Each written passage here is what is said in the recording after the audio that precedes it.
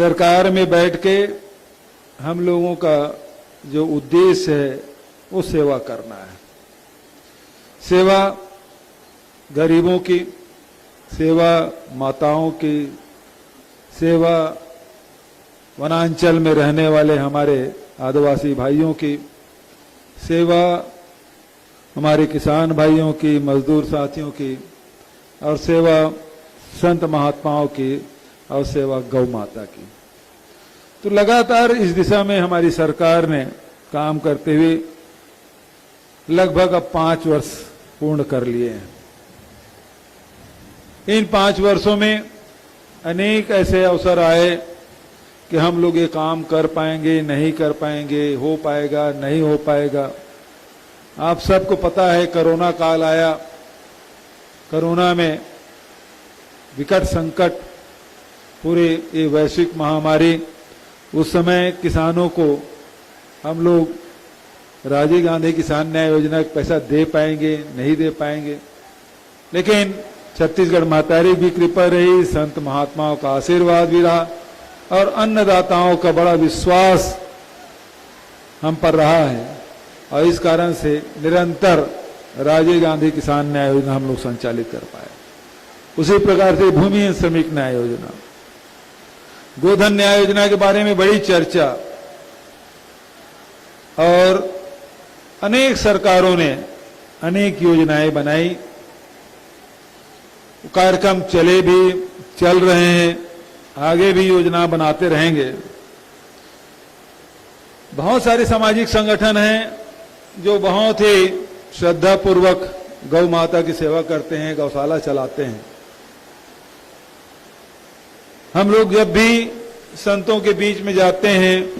संत सम्मेलन होते हैं, कभी भागवत है, कभी कथा है, कभी रामायण है, कभी अन्य प्रकार के हमारे धार्मिक आयोजन होते हैं, और अंत में जब नारा लगवाते हैं कि धर्म की जय हो, अधर्म का नाश हो, प्राणियों में सद्भाव हो, गौ माता की जय हो, गौवध बंद हो, ये नारा हमेशा लगाते हैं। उनके हमेशा संत समाज के यही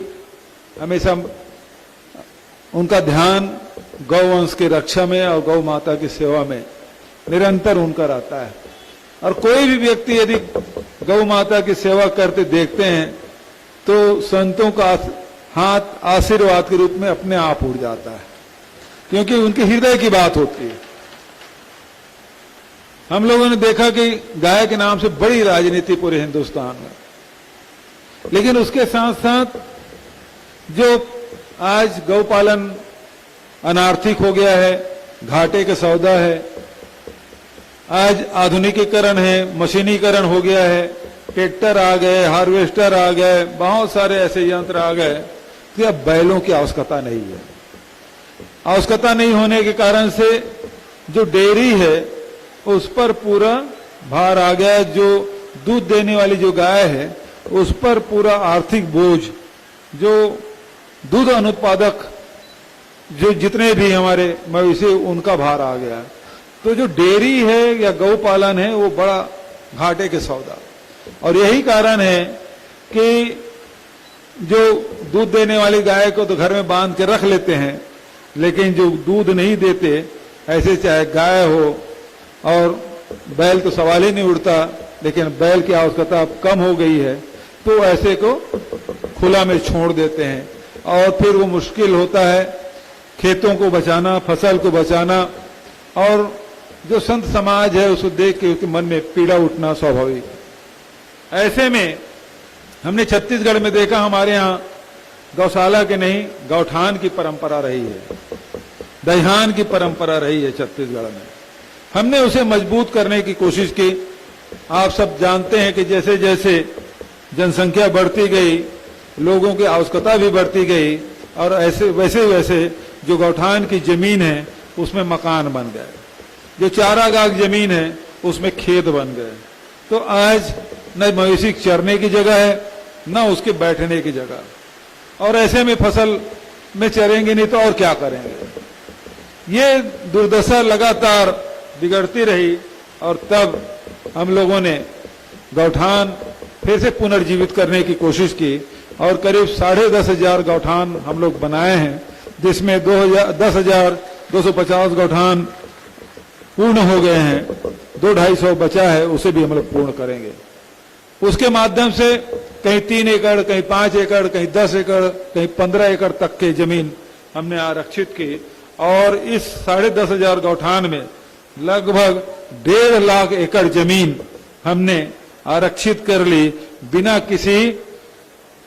लड़ाई झगड़े के, बिना किसी उसमें दंड के, पुलिस का कहीं प्रयोग नहीं हुआ और गौ माता के नाम से 1.5 लाख एकड़ जमीन हमने पूरे प्रदेश में आरक्षित कर ली, चारा के लिए भी और गौठान के लिए।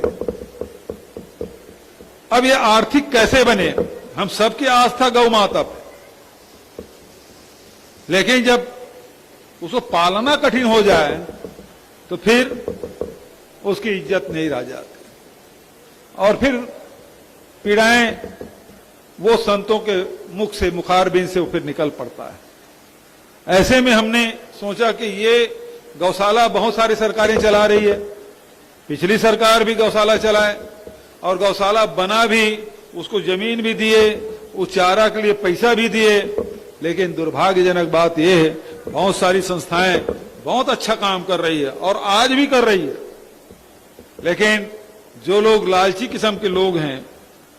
ऐसे लोगों ने गौशाला के नाम से खूब पैसा बटोरा, लाखों रुपया बटोरा, लेकिन दुर्भाग्य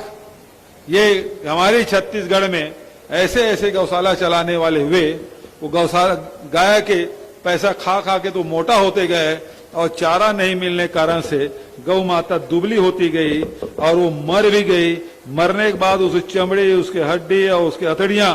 तक को बेच के पैसा बनाने का काम किया। ये बहुत पीड़ादायक है। इसलिए गौशाला में दूसरी बात और हो जाती है